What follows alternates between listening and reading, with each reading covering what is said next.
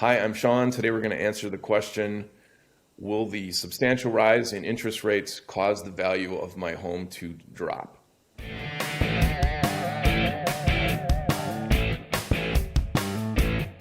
So I've been getting a similar question from a lot of my clients recently, and as I alluded to in the open, will this substantial increase in cost of interest rates or in interest rates cause me to lose a bunch of value of my home? Well, the answer is not cut and dried, but we're going to look at 4 key talking points today and help explain this and hopefully quash your fears. So point 1, mortgages are getting more expensive. In fact, every percent the interest rate increases will correspond to about your payment going up by approximately 10%. So you can see how devastating that could be when the interest rate goes from 3% to nearly 7%. So it is shallowing out the buyer pool a little bit, and it is because it's pricing some people right out of the market. Point 2, rents are also getting more expensive because of the folks that would normally be buying a house are getting priced out of the market.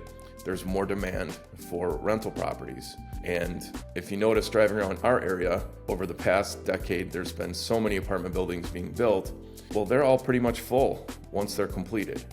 Point 3, nationally, there is still a shortage of homes. So in some areas, it's like saying the average temperature of the United States is 60 degrees. It's not true in all areas. Some areas there might be more inventory, in some areas there's absolutely no inventory. Our area, speaking of Madison, Middleton, Fitchburg, that area, there is less than half a month of active inventory available to be purchased.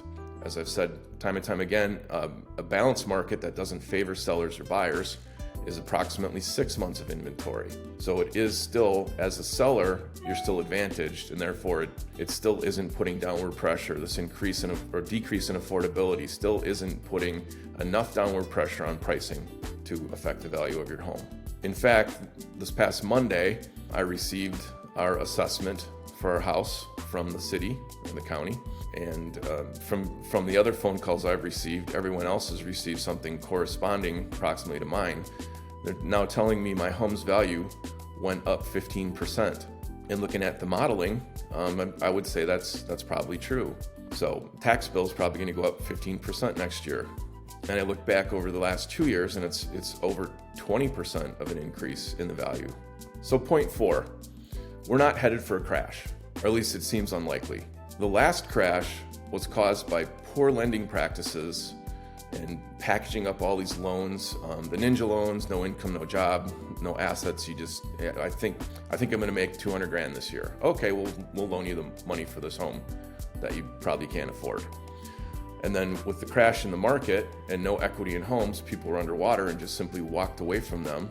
And we had all these distressed housing, which was foreclosures and short sales. That doesn't seem likely. Not with the low supply and still high demand are going to keep your values up. Let's talk about lending practices just a little bit because it's up there near the forefront at this point. Currently, the government appears to be trying to step in and mess with lending practices again, much like they did, which resulted in the last crash. So that's the only danger I see. If you put 20% down on your loan, which has always been the standard, right now the government is proposing, and I'm just going to talk about it real high level, is proposing that you pay a fee because you were able to save 20% for your home. And also, if your credit score is really high and good, where you want it to be, you could end up paying a fee for doing what you're supposed to do. And this is to help people who don't have any down payment and don't qualify to get a better interest rate. I don't know where that's going to go. I just wanted to throw it on the table. If you have any questions about these things, feel free to reach out to me. Appreciate you watching our video. See you next time.